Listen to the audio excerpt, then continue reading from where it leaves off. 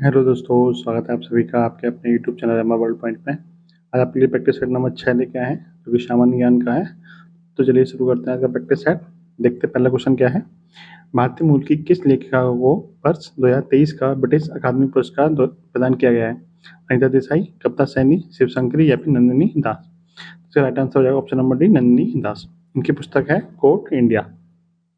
Court India पुस्तक के लिए इनको क्या मिला है? ब्रिटिश अकेडमी पुरस्कार मिला है। नेक्स्ट देखिए, वर्ल्ड इकोनॉमिक फोरम द्वारा जारी ग्लोबल जेंडर गैप इंडेक्स 2023 में भारत की रैंक क्या है? 124, 127, 135 या 142? तो ग्लोबल जेंडर गैप इंडेक्स में भारत की रैंक कितनी है? भारत की रैंक है 127। इसमें फर्स्ट रैंक किसकी आई है? तो फर्स्ट रैंक पे आया है आइसलैंड। ठीक है, आइसलैंड। ठीक है, नेक्स्ट देखिए, क्वेश्चन है निम्नलिखित में से किस एक्सप्रेसवे को उत्तर प्रदेश के पहले सोलर एक्सप्रेसवे के रूप में विकसित किया जाएगा? बुंदेलखंड, यमुना, गंगा या फिर इनमें से कोई नहीं? तो इसका राइट आंसर है बुंदेलखंड एक्सप्रेसवे। इसकी कुल लंबाई कितनी है? तो इसकी कुल लंबाई है 296.07 किलोमीटर। और ये कितने जिलों से होकर गुजरता है? तो ये 7 जिलों से होकर गुजरता है। ठीक है, इसके अलावा यदि आपसे पूछा जाए कि यूपी का सबसे लंबा एक्सप्रेसवे कौन सा है, तो यूपी का सबसे लंबा है गंगा एक्सप्रेसवे। ठीक है, यूपी का सबसे लंबा, यूपी का सबसे लंबा एक्सप्रेसवे। ठीक है, इसके अलावा यदि आपसे पूछा जाए कि ये कहाँ से कहाँ तक जाता है, गंगा एक्सप्रेसवे किन किन दो जिलों को जोड़ता है यूपी के? तो ग्रेटर नोएडा से बलिया, ग्रेटर नोएडा से बलिया तक है। ठीक है, से बलिया। ठीक है, ये भी आप ध्यान रखें। नेक्स्ट देखते हैं, क्वेश्चन है निम्नलिखित में से किस भारतीय खिलाड़ी ने दोहा में आयोजित IBSF विश्व बिलियर्ड्स चैंपियनशिप का खिताब 26वीं बार जीता है? पंकज आडवाणी, सौरभ कोठारी, गीत सेठी या फिर इनमें से कोई नहीं? तो इसका राइट आंसर है पंकज कोठारी, सॉरी पंकज आडवाणी। नेक्स्ट देखिए, उत्तर प्रदेश के निम्नलिखित में से किसका क्षेत्रफल सर्वाधिक है? तो सबसे ज्यादा क्षेत्रफल वाला जिला कौन सा है? सबको पता है कौन सा है? लखीमपुर खीरी। और सबसे छोटा कौन सा है क्षेत्रफल के हिसाब से? तो वो है आपका हापुड़। ठीक है, लेकिन बात करें जनसंख्या के हिसाब से, पॉपुलेशन के हिसाब से सबसे बड़ा कौन सा है? तो वो है आपका प्रयागराज। और सबसे छोटा कौन सा है? तो वो है महोबा। ठीक है, ये किसके हिसाब से? ये आपका जनसंख्या के हिसाब से, दोनों नीचे वाले। ठीक है, और ऊपर वाला ये एरिया के हिसाब से सबसे छोटा है और एरिया के हिसाब से सबसे बड़ा लखीमपुर खीरी, जनसंख्या के हिसाब से प्रयागराज, जनसंख्या के हिसाब से सबसे छोटा महोबा। नेक्स्ट देखिए, निम्न में से उत्तर प्रदेश का पारंपरिक लोक नाट्य कौन सा है? भांड पाथे, स्वांग, रासलीला या फिर जात्रा? तो इसका राइट आंसर है रासलीला। इसका संबंध किससे है? तो इसका रासलीला का संबंध है ब्रज क्षेत्र और किस भगवान को समर्पित है? तो ये आपका राधा कृष्ण को समर्पित है। ठीक है, यानी राधा कृष्ण से संबंधित है ये नृत्य। नेक्स्ट है, जनगणना 2011 के अंतिम आंकड़ों के अनुसार उत्तर प्रदेश में बालिका शिशुओं की संख्या प्रति 1000 शिशुओं पर कितनी है? 933, 902, 916 या फिर 892? तो जो शिशुओं का लिंगानुपात है वो क्या है? वो 902 है। शिशुओं का मतलब जो 0 से लेके 6 वर्ष तक के जो बच्चे हैं उनका। ठीक है, 0 से 6 वर्ष तक के बच्चों। सर्वाधिक किस जिले में है? तो सबसे ज़्यादा जो है वो है बलरामपुर में, बलरामपुर। और सबसे कम किसमें शिशु लिंगानुपात? तो वो सबसे कम है बागपत में। बागपत में सबसे कम है, बलरामपुर में सबसे ज़्यादा है। लेकिन बात करें यूपी का लिंगानुपात कितना है, यानी 1000 पुरुषों में कितनी महिलाएं हैं? तो 1000 पुरुषों में जो महिलाएं हैं यूपी में वो कितनी है? वो है 912। उत्तर प्रदेश का सेक्स रेशियो कितना है? तो 912। नेक्स्ट देखिए, सूची 1 को सूची 2 से मिलाइए। एक तरफ आपको क्षेत्र रखे हैं, एक तरफ खनिज रखे हैं। तो सोनभद्र में कौन सा खनिज मिलता है? तो चूना पत्थर। इलाहाबाद में कौन सा मिलता है? सीसा बालू। ललितपुर में तांबा मिलता है और चित्रकूट में क्या मिलता है? बॉक्साइट। यानी कि 4213, 4213 किसमें? ऑप्शन नंबर डी में दिया हुआ है 4213। नेक्स्ट देखिए, कथक नृत्य के प्रतिनिधि बिरजू महाराज निम्नलिखित में से किस घराने से संबंधित हैं? रायगढ़, जयपुर, लखनऊ या फिर बनारस घराना? तो इनका संबंध किससे है? लखनऊ घराने से। जो बिरजू महाराज हैं उनको भारत रत्न कब दिया गया? तो 2001 में इनको भारत रत्न मिला था। ठीक है, भारत रत्न 2001 में मिला है। इसका बात करें बनारस घराने की कौन है? तो बनारस घराने से संबंधित है गिरिजा देवी, गिरिजा देवी, जिनको क्या कहते हैं? जिनको ठुमरी की रानी भी कहा जाता है। ठीक है, ठुमरी की रानी के नाम से प्रसिद्ध है गिरिजा देवी। नेक्स्ट देखिए, गुलाबी गैंग आंदोलन का संस्थापक कौन है? जयतिबारी, संपतपाल देवी, कमला बसीन या फिर वंदना सिप? तो इसका संबंध है संपतलाल देवी से। ठीक है, गुलाबी गैंग का संबंध किससे है? तो संपतपाल देवी से है इनका संबंध। नेक्स्ट है एटीएम में टी का क्या अर्थ होता है? तो एटीएम की फुल फॉर्म क्या होती है? Automatic teller machine. तो टी का मतलब क्या हो गया? टेलर। ठीक है, टी का मतलब क्या हो गया? टेलर। ये और बात करेंगे एटीएम का आविष्कार किसने किया था? तो जॉन शेफर्ड बैरन ने। जॉन शेफर्ड बैरन। ठीक है, इन्होंने क्या कहता है एटीएम का आविष्कार किया था। नेक्स्ट देखिए, किस मंदिर को ब्लैक पैगोडा के नाम से जाना भी जाता है, के नाम से भी जाना जाता है? गुजरात का सोमनाथ मंदिर, पुरी का जगन्नाथ मंदिर, या फिर कोणार्क का सूर्य मंदिर, या फिर मध्य प्रदेश का ओंकारेश्वर मंदिर? तो इसका राइट आंसर है कोणार्क का सूर्य मंदिर। बात करें कोणार्क के सूर्य मंदिर की, तो इसके बारे में कुछ पॉइंट नोट कर लीजिए। जैसे सबसे पहले तो कहाँ पर स्थित है? तो ये आपका उड़ीसा में है। दूसरे नंबर पे इसको किसने बनवाया था? तो इसको बनवाया था नरसिंह फर्स्ट ने। नरसिंह फर्स्ट ने बनवाया था। और तीसरा पॉइंट क्या है कि इसको 1984 में विश्व धरोहर सूची में शामिल किया गया था। ठीक है, लेकिन यदि आपसे कभी पूछा जाए कि गोल्डन पैगोडा का देश किसे कहते हैं, गोल्डन पैगोडा वाला देश किसे कहते हैं, तो वो है आपका म्यांमार। ठीक है, म्यांमार। ये भी लगे हाथ, ध्यान रखिए। नेक्स्ट है भारतीय सुदूर संवेदन संस्थान Indian institute of remote sensing कहाँ स्थित है? तो देखिए, सॉरी, स्थापना कहाँ हुई? इसका ऑप्शन देखिए, खड़गवासला, शिमला, देहरादून, या फिर कोच्चि। तो इसका राइट आंसर है देहरादून। देहरादून में आपका एक संस्थान और है, क्या है उसका नाम? IMA Indian military academy. ये कहाँ पर है? ये भी आपकी देहरादून में है। बात करें शिमला की, तो यहाँ पे क्या है? आलू अनुसंधान केंद्र है। राष्ट्रीय आलू अनुसंधान केंद्र कहाँ पे है? आलू अनुसंधान केंद्र वो आपका शिमला में। ठीक है, हरिप्रसाद चौरसिया का नाम निम्नलिखित में से किस वाद्ययंत्र से संबंधित है? तो जो हरिप्रसाद चौरसिया थे वो क्या बजाते थे? वो बांसुरी बजाते थे। ठीक है, बात करें तबला की, तो तबला से दो नाम फेमस हैं, कौन कौन से? डॉक्टर जाकिर हुसैन और अल्लाह रखा खां। ठीक है, अल्लाह रखा खां, ये भी साथ में नाम याद रखिए। नेक्स्ट देखिए, नेक्स्ट क्वेश्चन क्या है? 1962 में मैकमोहन रेखा के क्षेत्र में भारत का युद्ध किस देश के साथ हुआ था? तो जो 62 में युद्ध हुआ था वो किसके साथ हुआ था? तो वो हुआ था भारत और चीन के बीच में। तो जो मैकमोहन रेखा वो किस किसके बीच में? भारत और चीन के बीच में है। बात करें भारत और पाकिस्तान के बीच में कौन सी है? उसका नाम है रेड क्लिफ लाइन। ठीक है, रेड क्लिफ रेखा। नेक्स्ट देखिए, निम्नलिखित पुस्तकों में से कौन सी पुस्तक पूर्व अमेरिकी राष्ट्रपति बिल क्लिंटन की आत्मकथा है? My country my life, long walk to freedom, becoming, या फिर माई लाइफ? तो इसका राइट आंसर है option number D, my life. बात करें माई कंट्री माई लाइफ किसकी है? तो ये लाल कृष्ण आडवाणी की है, लाल कृष्ण आडवाणी की। ठीक है, और बात करें लॉन्ग वॉक टू फ्रीडम, ये किसकी है? ये आपके नेल्सन मंडेला की है। अब बिकमिंग किसकी है? तो बिकमिंग है मिशेल ओबामा की, मिशेल ओबामा, बराक ओबामा की पत्नी। ठीक है, नेक्स्ट देखिए, विश्व ओजोन दिवस कब मनाया जाता है? तो विश्व ओजोन दिवस मनाया जाता है 16 सितंबर को। क्यों? क्योंकि 16 सितंबर 1987 को क्या हुआ था? मॉन्ट्रियल प्रोटोकॉल हुआ था।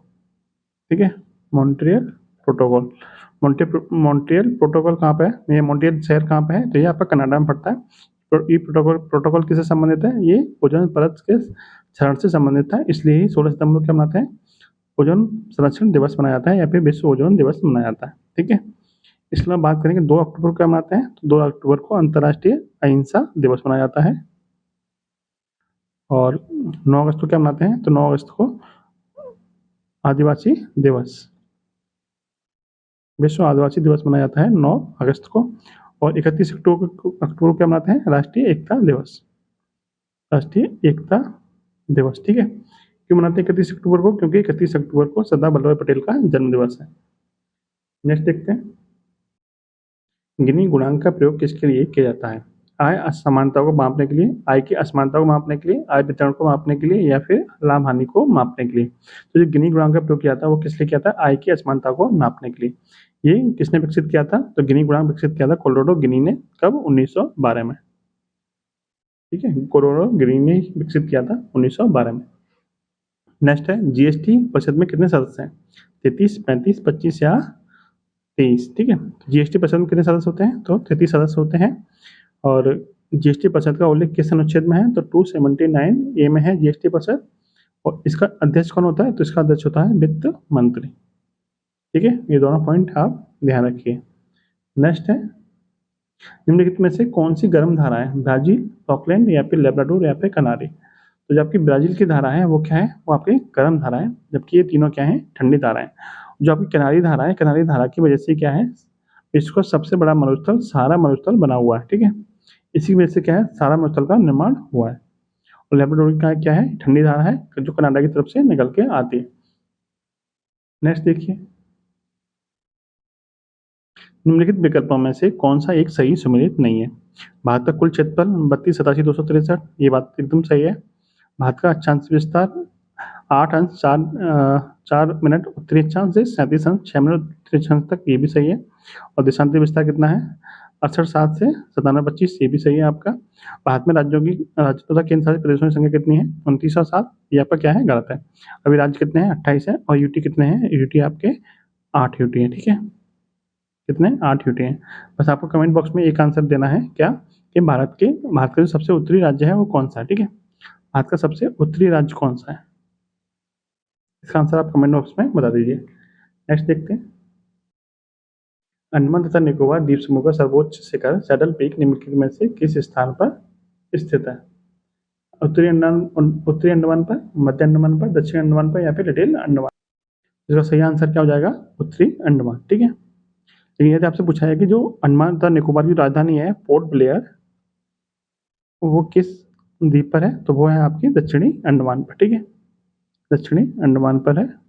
और इसके अलावा जो भारत का सबसे दक्षिणतम बिंदु है, जो दक्षिणतम बिंदु कौन सा है, वो है आपका इंदिरा पॉइंट। इंदिरा पॉइंट वो आपका किस द्वीप पर है, ये आप कमेंट बॉक्स में बता दीजिए कि जो भारत का दक्षिणतम बिंदु है वो किस द्वीप पर स्थित है। नेक्स्ट देखिए, पाक जल संधि निम्नलिखित में से किन दो देशों को विभाजित करती है। आपके ऑप्शन है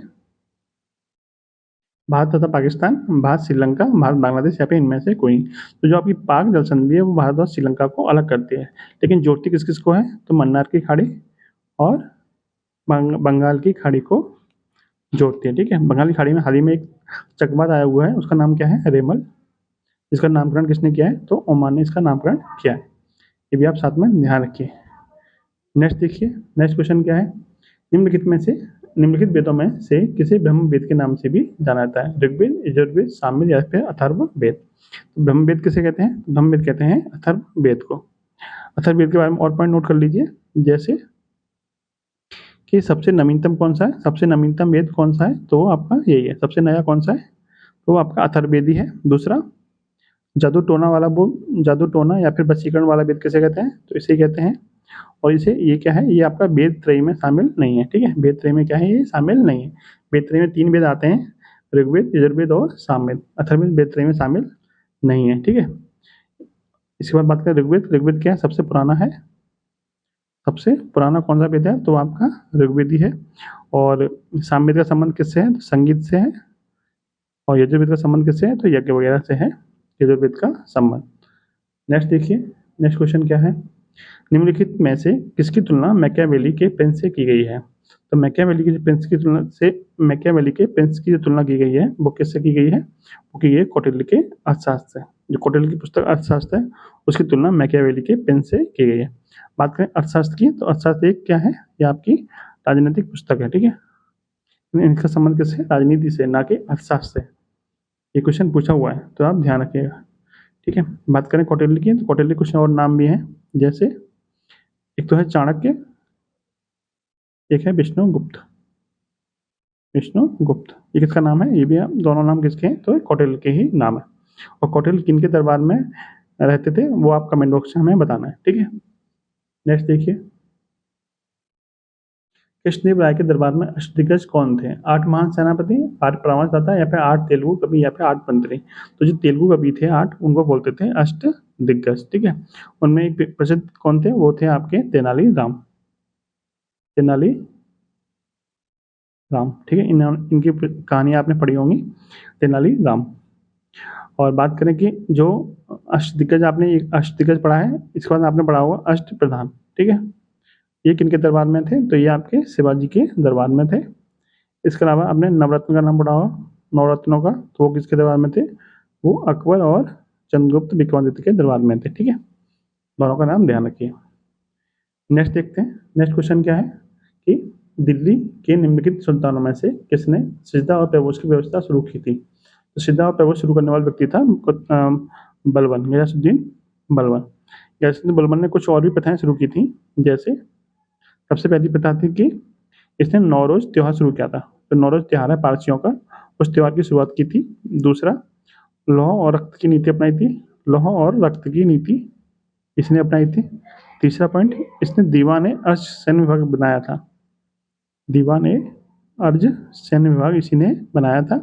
और चौथा, जो इल्तुतमिश ने चालीसा दल गठन किया था, उसको इसने क्या कर दिया था, समाप्त कर दिया था। यानी चालीसा दल को इसने क्या कर दिया था, इसने समाप्त कर दिया था। ये बनाया किसने था, तो ये इल्तुतमिश ने इसका गठन किया था।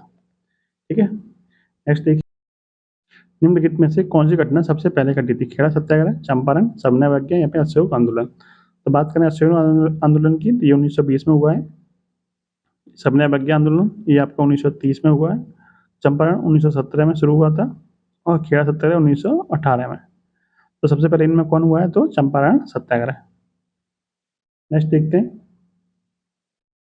भारतीय संविधान के अंतर्गत वर्णित अनुसूचियों में से कौन सी एक अनुसूचित राज्यों अथवा संघ राज्य क्षेत्रों के नाम तथा उनके राज्य क्षेत्र विस्तार का ब्यौरा प्रदान करती है? तो ये कौन सी अनुसूची है? ये आपकी प्रथम अनुसूची है, जो राज्यों के नाम और उनका क्षेत्र का विस्तार कहाँ तक है, इसका ब्यौरा प्रदान करती है। बात करें कि तृतीय अनुसूची में क्या है, तो तृतीय अनुसूची में आपके क्या है, तो शपथ का उल्लेख है तृतीय अनुसूची में। और किसकी शपथ का उल्लेख नहीं है, तो राष्ट्रपति, उपराष्ट्रपति और देखिए यहाँ लिख लीजिए, प्रेसिडेंट, वाइस प्रेसिडेंट और राज्यपाल, गवर्नर की शपथ का उल्लेख इसमें नहीं है। बात करें द्वितीय अनुसूची में क्या है, तो इसमें क्या है, वेतन भत्ते हैं। वेतन और भत्ते किसमें, द्वितीय अनुसूची में। किसके वेतन का उल्लेख नहीं है इसमें, तो पीएम यानी प्रधानमंत्री के वेतन का उल्लेख नहीं है। और चौथे अनुसूची में क्या है, तो इसमें क्या है, राज्यसभा की सीटों का आवंटन, यानी किस राज्य की कितनी सीटें होंगी राज्यसभा में, तो उसका क्या है, उल्लेख दे रखा है चतुर्थ अनुसूची में। ठीक है, ये चारों पॉइंट क्या है, आप ध्यान रखिएगा। नेक्स्ट देखते हैं, भारत के नियंत्रक तथा मालिका परीक्षक का कार्यकाल कितने वर्ष का होता है? तो इनका जो कार्यकाल होता है वो 6 वर्ष या फिर 65 वर्ष, जो भी पहले हो वहाँ तक इनका कार्यकाल होता है। इनकी नियुक्ति कौन करते हैं, तो इनकी नियुक्ति करते हैं राष्ट्रपति। ठीक है, और इनका उल्लेख किस आर्टिकल में है, तो इनका उल्लेख आर्टिकल 148 में है। और वर्तमान में कौन है, तो वर्तमान में है गिरिचंद मुर्मू। ठीक है, गिरिचंद मुर्मू कौन है, वर्तमान में सीएजी है। नेक्स्ट क्वेश्चन है, भारतीय संविधान में वर्णित अनुच्छेद 170 के अनुसार किसी राज्य की विधानसभा में सदस्यों की अधिकतम तथा न्यूनतम संख्या क्रमशः कितनी हो सकती है? तो विधानसभा में अधिकतम संख्या कितनी हो सकती है, तो अधिकतम हो सकती है 500, और न्यूनतम कितनी हो सकती है, तो न्यूनतम हो सकती है 60। यानी ऑप्शन नंबर ये आपको एकदम सही हो जाएगा। तो वर्तमान में किस राज्य में सबसे ज़्यादा विधानसभा सीटें हैं, तो अपने यूपी में ही है। कितनी है, तो 403। और सबसे कम किस में है, तो सिक्किम में है। कितनी है, तो वो है आपकी 32। ठीक है, कितनी है, 32। लेकिन देखिए कम से कम आपके 60 हो सकते हैं, लेकिन सिक्किम में कितनी है, 32 है, जो क्या है, एक अपवाद है। ठीक है, नेक्स्ट देखिए, क्वेश्चन है, भारत शासन द्वारा राज्य के चिन्ह किस तिथि को अंगीकृत किया गया था? 22 जुलाई 1947, 15 अगस्त 1947, 24 जनवरी 1950 या फिर 26 जनवरी 1950। तो जो राज्य की चिन्ह है जो भारत का, जिसको हम क्या बोलते हैं, इसको हम अशोक स्तंभ भी कहते हैं। ठीक है, अशोक स्तंभ जो आपका राष्ट्रीय चिन्ह है, वो भारत सरकार द्वारा कब स्वीकृत किया गया था, 26 जनवरी 1950 को। बात करें 24 जनवरी 1950 को क्या हुआ था, क्या क्या स्वीकृत किया गया था, तो राष्ट्रगान और राष्ट्रगीत, दोनों को 24 जनवरी 1950 को स्वीकृत किया गया था। इसके अलावा 15 अगस्त को आपको बताइए स्वतंत्रता दिवस मनाया जाता है। और 22 जुलाई को क्या हुआ था, 22 जुलाई को राष्ट्रीय ध्वज को अपनाया गया था।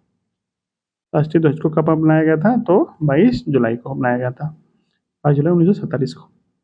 नेक्स्ट देखिए, भारत के उच्च न्यायालयों के न्यायाधीशों के वेतन तथा भत्ते निम्नलिखित में से किससे दिए जाते हैं? किसके? उच्च न्यायालयों के। राज्य की संचित निधि से, राज्य की आकस्मिक निधि से, भारत की संचित निधि से या फिर भारत की आकस्मिक निधि से। तो जो हाईकोर्ट के न्यायाधीश होते हैं उनका वेतन भत्ते किससे दिए जाते हैं?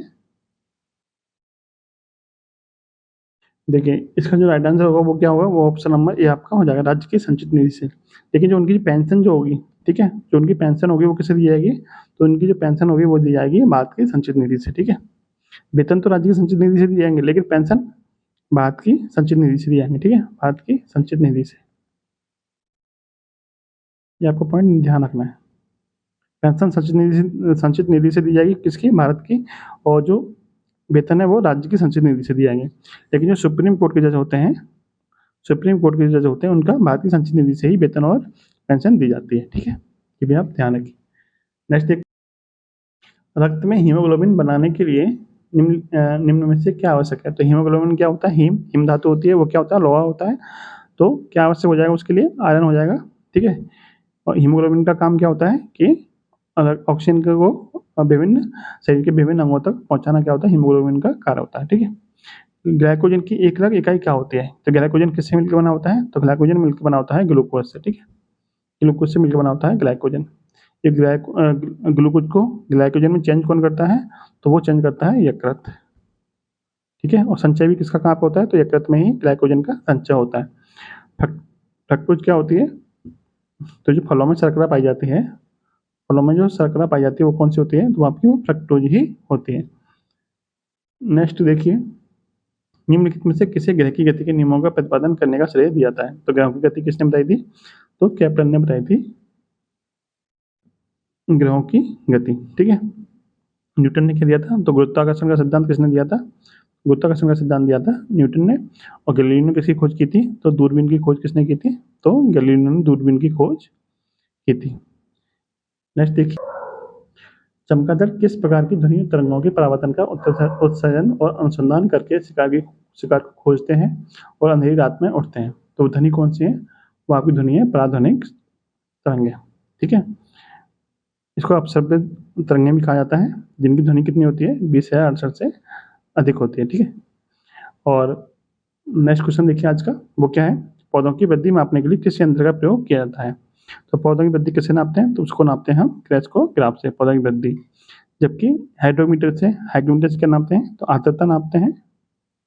वायुमंडल की आर्द्रता किससे नापते हैं? तो हाइग्रोमीटर से नापते हैं। और पिग्नोमीटर से क्या नापा जाता है? तो ठोस द्रव गैस का घनत्व। ठोस द्रव गैस का घनत्व किससे नापते हैं? तो वो नापते हैं पिग्नोमीटर से। तो ये है आज की वीडियो, कैसी लगी आपको कमेंट बॉक्स में जरूर बताइएगा। जय हिंद, जय भारत।